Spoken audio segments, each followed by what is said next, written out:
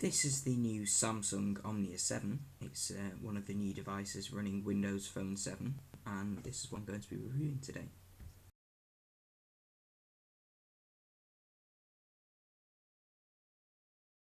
Let's start with the design of the phone. It's manufactured from a sort of brushed black metal around the back, which gives the phone, it's quite heavy, but it gives it a nice substantial feel. It's a good quality phone.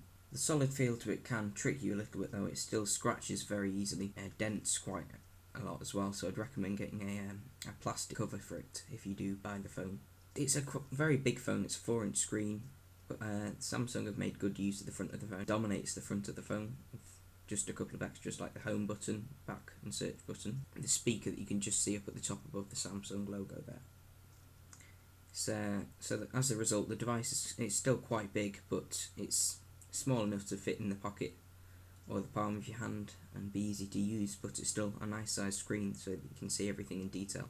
It's got quite a high resolution screen as well. As a result, the image on it is quite clear to see. You can see that it's not a very good quality capture off the camera that I'm using, but you can still see, it's a high resolution screen. You can look at the text there.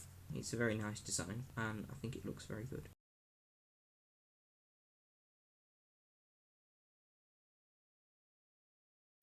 The screen on the Samsung Omnia 7, it's as I was saying before, it's a 4-inch screen. It's with Samsung's Super AMOLED technology. They've invested quite a lot in it. It's an LED screen, and the colours display fantastically well on it actually. A very nice, sharp, clear screen, and well, you can't really see with the camera that I'm using, but the colours are very nice and clear. A good size as well, so that you can see everything in detail.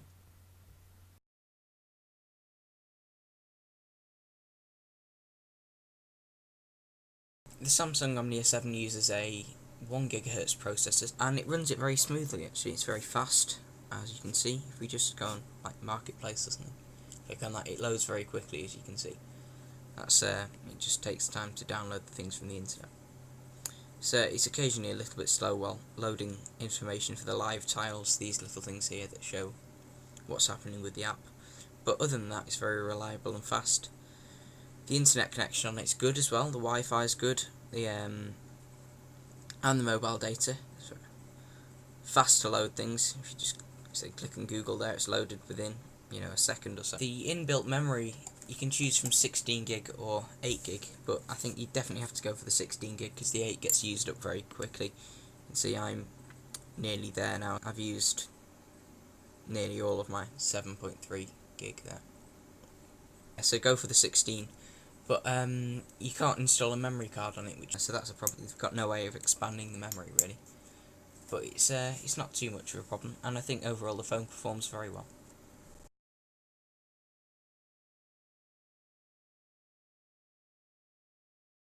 Samsung's camera is very good as well. It's a 5 megapixel camera, so it's not the highest resolution out there, but it does have autofocus and an LED flash, which is quite useful.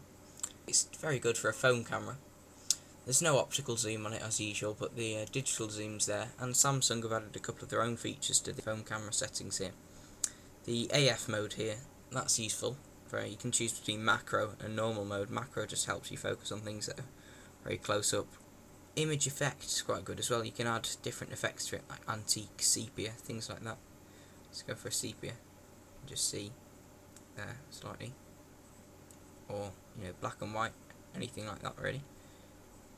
I'll just change it back to none. The ISO and EV as well. Anti-shaking is a very useful feature as well. That just minimises blur for if you're shaking slightly as you take the photo. It's just a shame it can't be automatically on, because every time you open the camera you have to set it on again. You can't save the settings, unfortunately. It's annoying, but it's not a major problem. The camera's good though, and you can easily share photos to Facebook and things. Just find the photo, click on that, upload to SkyDrive or share, and upload to Facebook. Click on that and it'll be uploaded. The video's good too. It's automatic settings, VGA resolution, not the high definition that it's capable of. Again, you have to change that every time you start, but it's not too much of a problem. And it's good depth of colour high definition as well, and it displays on a computer screen very nicely too. Though it's difficult to share videos, you can't just sort of send them via a text message or upload them to the internet as you can on most other phones, but I think the only way I've found to share them is from downloading them to the computer by syncing the phone and then taking it from there. Saying about the camera, there's a couple of sample pictures that I've taken on the phone that I'll come up on the video shortly, so have a look at those.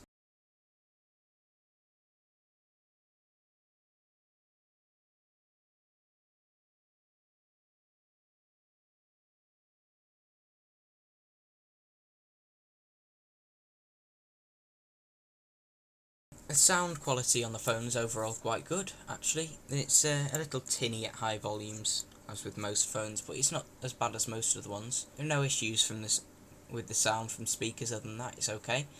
Sound quality through headphones is quite good as well, but it's a little bit quiet through headphones. Even at volume, it's quite difficult to hear it over background noise. The same issue arises in phone calls.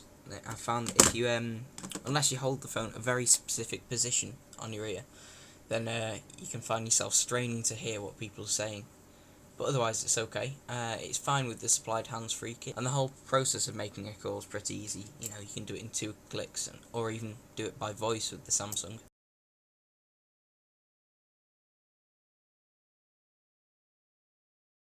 As with most phones, there are a couple of problems with the Samsung.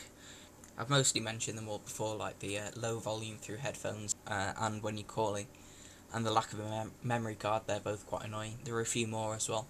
The battery life's very short because of the screen, mainly, and Wi-Fi connections and things, so it needs charging nearly every night. Most smartphones do that, but this can run out during the day as well, so it's exceptionally short, I think. But it's a bit of a small price to pay, really, for the quality of the phone overall. It's a very good phone, and I would recommend it. Overall, I think that the Samsung's a very good phone. There are a couple of problems with it, but not many really, and it's definitely one of the best Windows phones currently available. You can read a full written review of it on my website, there's a link to that in the description. It's fairreviews.wordpress.com, and subscribe to this channel for more videos as they come out, and I'll hopefully be doing quite a few more reviews over the coming weeks.